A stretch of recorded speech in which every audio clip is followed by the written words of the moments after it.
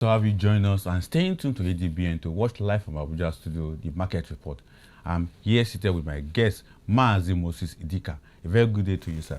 My pleasure. Good afternoon. Right. Thanks for coming on the show. And very timely that we have someone like you who have been on the field of journalism, covering all aspects of the field of journalism, from finance to politics to economy to social life. And I know you are quite familiar with the issue of borrowing, particularly the issue of federal government, penchant or what we say proclivity to borrow.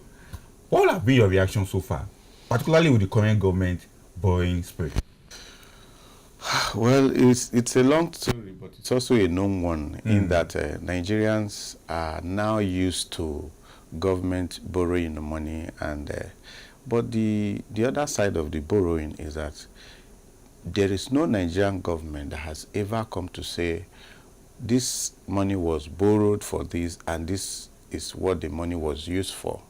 That accountability to the public is not there. And we keep hearing debt profile is rising, 30 billion. Today, we hear that close to 6 billion, in fact 16 trillion of our national budget is going to be spent within 356 days to service the debts. Nobody is telling us paying off. Nobody is telling us the government is going to pay off or Nigeria is going to pay off. They are telling us that a substantial part of our budget is going to be deployed just to service the debt. The debts are there and when you look at our debt profile, you begin to wonder, at what point did we start to borrow again? Because we realized that during Obasanjo's term, when Okonjo-Iweala was the finance minister, they worked with the Paris Club, and we were told that our debts are being forgiven. At what point did we start to borrow again to the point that we have gotten to the to what the Nigerian on the street would say, "It don't choke," and that is our situation. So the biggest problem we have is accountability from the borrowing authorities, our government. At what point did you borrow? For what? How were the borrowings deployed, and what can we say that we gained from that borrowing? Because borrowing is a business, it's like a business facility. There's no company in this world that doesn't borrow. Most big companies, like we know of Dangote Refinery, several banks, financial institutions, have their stake in that refinery. But there are also trajectories, there are also milestones that at this point we'll take this money, at this point this money we've taken should yield. At this point, both the person who borrowed and the person that got the money will begin to like, okay, at this point we should be able to pay. Now the money we borrowed Dangote Refinery is matured now. Aside from the interest, the main capital should come in. So that is what the problem we have with borrowing in Nigeria. Exactly. I will take that from you, particularly from someone who is quite learned in regards to covering report in the area of business and economy. But on the other hand, many Nigerians watching us right now will be looking at the aspect of which you quietly pointed out, accountability in terms of this borrowing. And economists will tell you there's nothing wrong in borrowing, but putting such money in creative or capital expenditure that will bring result has been a common challenge. And many Nigerians will put this question to us sometimes, that what are we really putting those money to? You pointed out that in your submission earlier, but there's a thin line between government borrowing and borrowing for a particular expenditure. For instance, in the 2025 budget now, majority of the money borrowed are for capital expenditure, which the budget covered. But many Nigerians will ask the question, this particular project has become project like it's as if an elephant project that doesn't want to go away.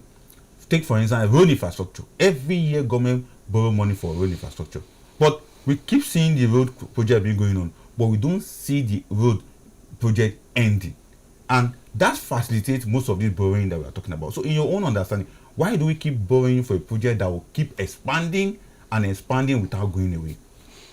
Well, aside from FCT, and when I mean FCT, I mean the Abuja municipal area. Apart from the FCT now, I don't think there's really any state, any federal road that you can say you can drive for 1 hour non-stop without encountering potholes and dilapidation. So when they say they are going to buffer up our infrastructure, to build roads, build rail, build airports and all that, you begin to wonder, so where are the airports? Where are the rail stations or tracks? Where are the roads? Because let me give you an example. Abuja-Lokoja Road was started as far as 2006 during Obasanjo's time. From 2006 to today, the federal government of Nigeria has spent over 3 trillion naira on that road. Yet, you cannot drive for 30 minutes on that road, on a smooth road. So, that is what we are saying. The accountability is not there. Of course, economists will tell us there is nothing wrong in borrowing. And borrowing as a country, borrowing as a private organization, borrowing as individual, they all are guided by basic laws of you borrow, you pay back. You'll be able to borrow again. Most, like in the banks, they'll tell you if you borrow up to this threshold, if you pay back, next time you are coming, they will increase your threshold. So, but in Nigeria, we don't have that.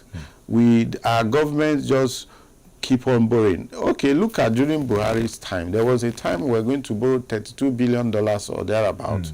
The problem we had in the Senate then was that there were no headings to those borrowings. You are borrowing so much and you put it under this envelope of infrastructure improvement, but what infrastructure are you improving? Because just like our national budget, there are headings that in this sector we are going to do this, in this sector we are going to do up to the last kobo.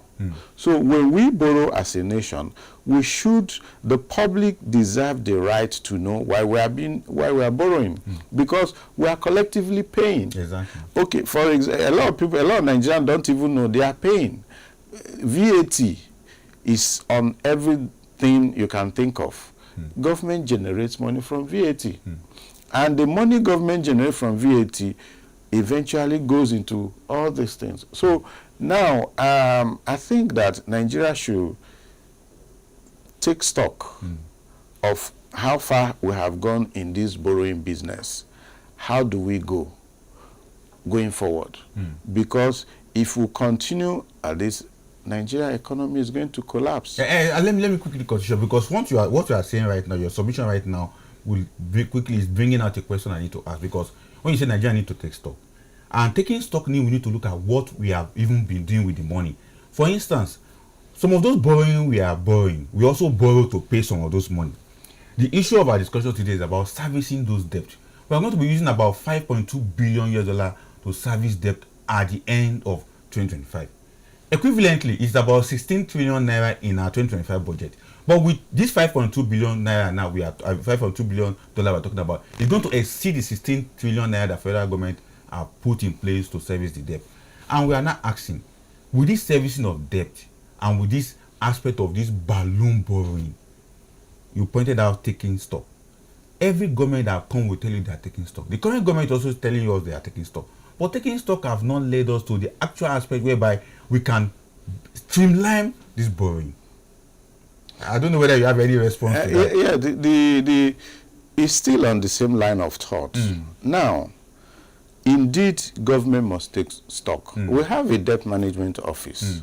We have Ministry of National Planning and WASCO, Ministry of Finance. Now, those people, the technocrats, the economists, the policy officials there, they are not communicating to us. Something is hidden from the public. And that which is hidden from the public is the actual debt burden of Nigeria. That is on the one side. Another side is that there has never been any concrete plan, aside from what we had during Obasanjo time with Paris Club, up to this moment, there has never been a plan to exit this window of borrowing. Of course, people in government will tell us that US is the most indebted country in the world and all that.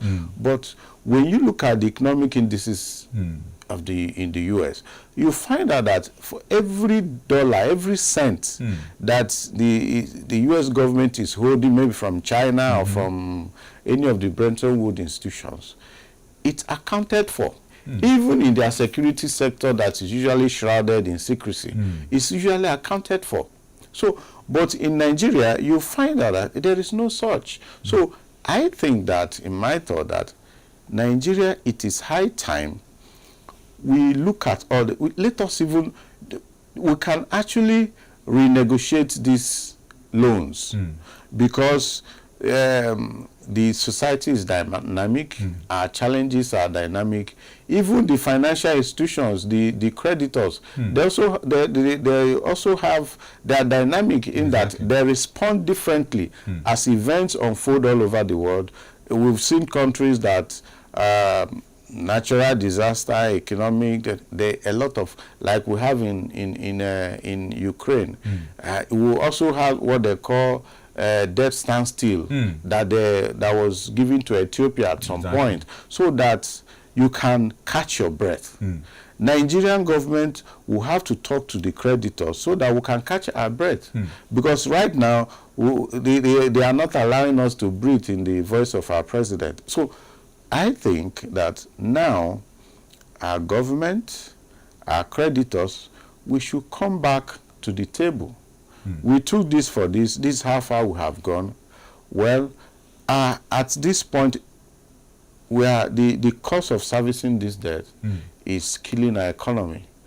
And unfortunately for Nigeria and the rest of Africa, some of these things is as if it's calibrated in such a way that you just have to keep borrowing. Exactly. Because the higher the service burden, the more pressure you have to borrow, like you mentioned earlier, to bridge certain gaps, even in the debt servicing.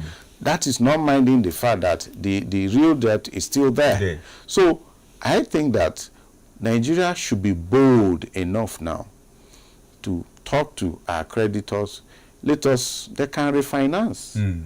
You understand? We can negotiate in such a way that inflation and all these economic downturns, recessions, after effects of COVID-19, all of these things have converged to worsen our economic situation.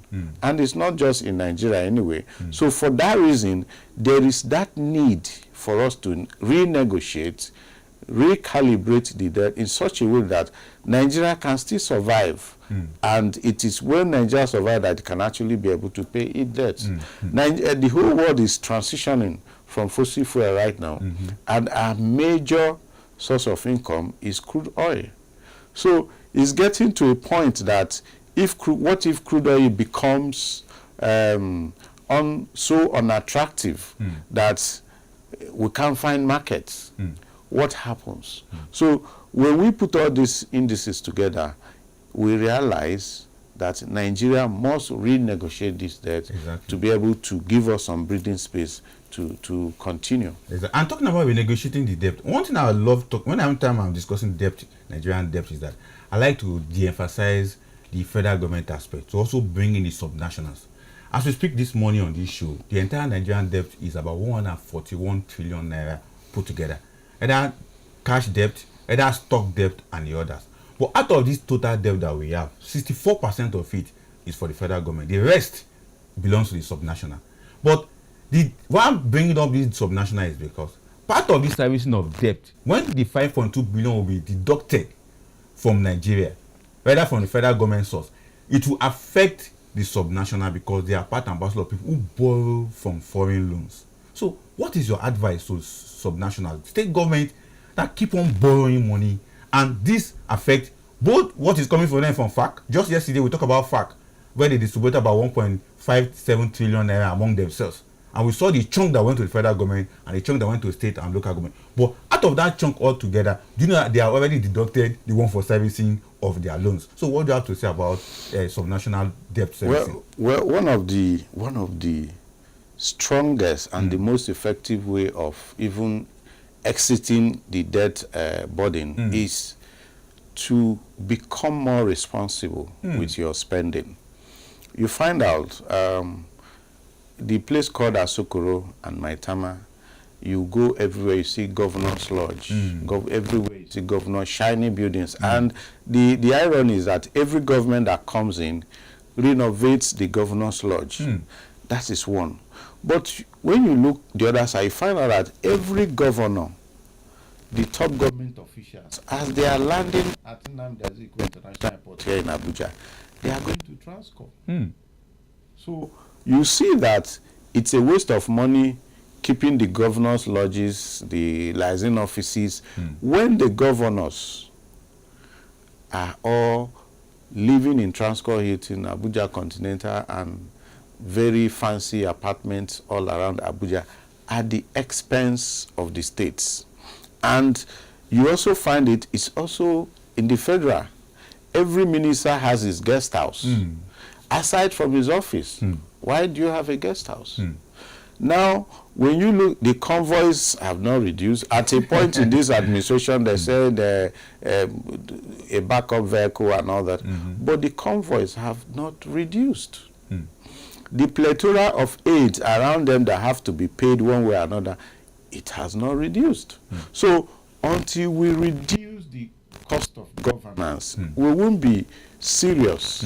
As we speak, our president is in France on a 2 weeks, in quote, working visit. Of course, anytime a president moves, the entire office move with him. Key officials, key staff, personal and state house staff, they are there at the expense of this country that is burdened by debt. This government came in, they spent so much billions to renovate the vice president's residence. You know, when you look at the way public officials in Nigeria spend money, then you find out that ordinarily we shouldn't borrow. But because the borrowing organizations, they are out there to do business. When you have money sitting somewhere and it's not going up, people say, let your money work for you. Exactly. So their money is working for them. So, but I think that the subnationals up to the local government level, to the presidency or a federal level, to the National Assembly, until the government summons the strong political will to reduce the cost of governance, we will continue to run around this circle of heavy debt burden. Very interesting. Now, quite intelligent submission from you talking about cost of governance. But I also want us to look at cost of governance in relation to this debt service we are talking about, because it's one of the key recommendations many experts, many economists have suggested. Let us reduce the cost of governance. But do you know that many Nigerians are yet to grasp or understand this cost of governance? Because although you made mention of salaries, allowances, keeping license office, but there are other aspects of it that many Nigerians are still looking at, that they are trying to understand. Because if you tell somebody that we don't need to have a license office, Lagos State, for instance, my state doesn't need to have a license office in Abuja, or your state doesn't need to have another thing, and they don't need to have that huge, personnel around them. People find it as that may not be the cost, but the cost is corruption. So help us to break down this cost of governance that you have mentioned. Yeah, just like you said, imagine I'm from Ebonyi State. We have one of the most beautiful license offices and governors' lodges here in Abuja today. And when you come, it's like you are running two government houses. And now you look at it, how much is Ebonyi State generating? Or how much is Anambra or Ekiti State generating to be able to run two government houses, one in Ado Ekiti, in the case of Ekiti State, and one in Abuja. All these places, they will be staffed. There are official vehicles and all of this. And the governor of Ekiti or Ondo or Kaduna is supposed to govern from Kaduna State. If there is any need for him to come to Abuja, he comes into Abuja, attends his meeting, stays in a hotel and leaves. But here you have a liaison office. you have a governor's lodge. Yet, none of those money-gulping ventures is bringing anything to the state. If you want to negotiate business with any governor, you don't go to the liaison office. If you send any letter through the liaison office, it might not even get to the government house in 2 months. So the liaison offices are ineffective. The liaison offices are just a drain pipe on the state. So that is one aspect. Then the second aspect is that, you know, annually in our budget, they say recurrent expenditure. The recurrent expenditure are already what we already know, that you pay salaries, emoluments, basic training for those who train. Those ones, it's more like a revolving fund. Exactly. Then every year they say capital this, capital that, the ones, but there is the accounting system is very, very opaque to the point that nobody can say this is what this money is going to, because when you look at the capital expenditure, for example, there's usually the training, there's usually equipment, computers and all that. And we already know that most of the equipment come with 2-year warranty, 3-year warranty, some even 5 years. Yet every year, people budget this fund, and when you go to these government offices, you find out that those who were built in the 80s are still using the equipment installed in the 80s. Yet every single budget fiscal year, they bring it money under capital heading that they are going to do this, going to do that. You look at public infrastructure, for example, from government houses to government offices. Annually, there is that for maintenance and all, but yet you go, there's hardly any government office in Nigeria that functions. The facilities are broken down, electricity, of course, not there. Government offices owe electricity companies, computers. So these are the costs of governance that we need to look at. And in other climes, the vendors, normally you supply, you maintain over a period of time. And when it is time to change it, but here in Nigeria, every year, it depends on who is a director or who is a head of this department. So there is no streamlined way of accounting from the smallest unit to the highest unit. And that is the problem we have with our cost of governance. Everywhere in the world, it's like you owning a car. If you own a car, you have to fuel, you have to take care of the car. If not, it will stop you on the road. But in a situation whereby you say you are maintaining, yet you are not maintaining. I really get your stance on that aspect of governance, cutting costs on cost of governance in Nigeria, which is quite very, very, illustrating the way you have painted it. And I will just hope many of our viewers will understand and grasp it from that angle. Now, let's quickly take a look at another very interesting global perspective of this, debt servicing that we're talking about. Recently, the U.S. government increased its tariff. And definitely that will affect Nigerian revenue, affect government revenue. In relation to this cost of governance we have been mentioned, as well as maintaining our borrowing stance. So from your own understanding of what the US is doing, some people are saying it's an eye-opener to Nigeria, that we need to look and deepen our economy in a more better way, diversify the economy. But some people are seeing as a more disadvantaged aspect of the US government trade relationship with Nigeria. So in your own angle, what do you say about the tariff? Well, some years back, I remember that U.S., even during Obama time, it was recorded that Nigeria supplies like 50% of crude goes to the U.S. market, even when U.S. has the highest reserve anywhere in the world. But then, the tariff now, that is the headache of Americans and major economies. We are a raw material based economy, and we are just going to lose money because, for example, if Trump is slamming some countries with as high as 25% tariff, what it means is that your gain probably will reduce, you build into it, but it is also an opportunity.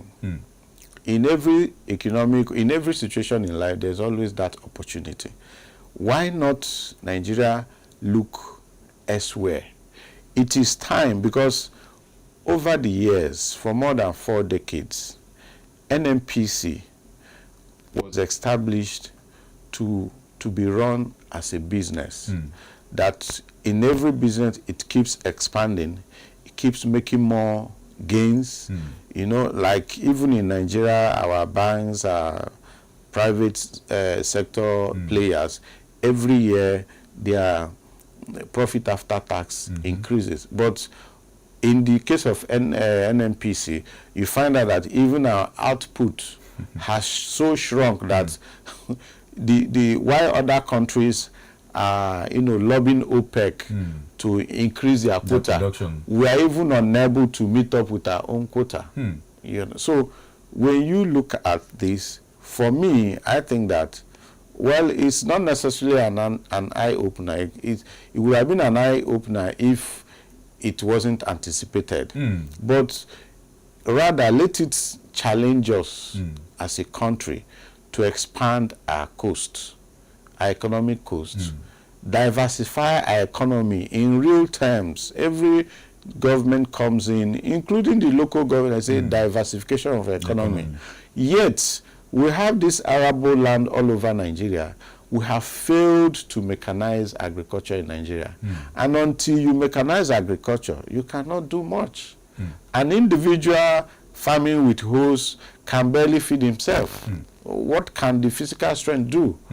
We have countries like Israel that even don't get enough rainfall, but they are reckoned with as strong agricultural economy in a way, aside from their technology. So I think that the U.S. tax issue should challenge us to actually look inwards. And in a country, you make money inwards and you make from forex too. In Nigeria, how much is NNPC making from Nigerians when we are importing refined product? Just recently, I read in the papers that Dangote is supplying jet fuel now to Saudi Arabia, is supplying to European market and all that. By this time, NNPC should have been doing that. NNPC should modernize our refineries to be able to, because before you supply outside, you must get to a level of fine, product that, that can be accepted in those areas. So the U.S. thing is a wake-up call to all of us, because until you are strong inside, you can't play. Exactly. I will accept that from you. Until you are strong inside, you can't play. Particularly, tackling excessive borrowing of the government means that the government must work out its economic plans. And as I also said on a different platform recently, I said the government-owned enterprise must also wake up. We have government-owned enterprise that are all chasing taxes and the rest of them. It's now time for them to begin to provide services and product. Now, as we round up, because we have some few minutes to go, what would be your advice to the President Bola Ahmed Tinubu? Because when we talk about debt servicing in Nigeria, the whole discussion fall on him and his government. 16 trillion is what they have budgeted in 2025 budget. But at the end of the day, we may discover that this 16 trillion may not be enough. So what would be your advice to him? Yeah, he's a man who has been working with figures for a long time. And I think the only way forward is recalibrate our debts, renegotiate, refinance, then drastically, in real terms, contain our cost of governance. There's a saying in Nigeria that when the head is rotten, then so if the president, from the presidency to the ministries, can show leadership by reducing drastically cost of governance, and the only way to reduce cost of governance is to digitize our public service. When you digitize our public service, you find out that all the loopholes will be blocked. But currently, even with TSA, leakages are multiple. Agencies cannot there is no way in Nigeria that you can go into any ministry and then at the click of a button and you get exactly what is going on in the ministry. There is no such ministry in Nigeria. We just hope that they can get to that level. I really love your submission. Very interesting submission. A deep perspective that has shown that we can really, really have alternative to borrowing in Nigeria. Mazi Moses Idika, thank you so much for coming on the show today. God We are bless so you. glad to have Thank you. Thank you. And we hope that Pleasure. when next we call on you, we are glad to be here. Hopefully, yeah. Right. We'll be speaking to Mazi Moses Idika. He is a journalist as well as a public affairs analyst. He has covered those aspects of finance, businesses, and the rest on the journalist field in Nigeria, and has helped us also understand the way forward in eliminating or limiting our borrowing expenses, particularly by the federal government. But we will not exclude the subnational government out of this particular issue because the entire debt servicing also fall on them also.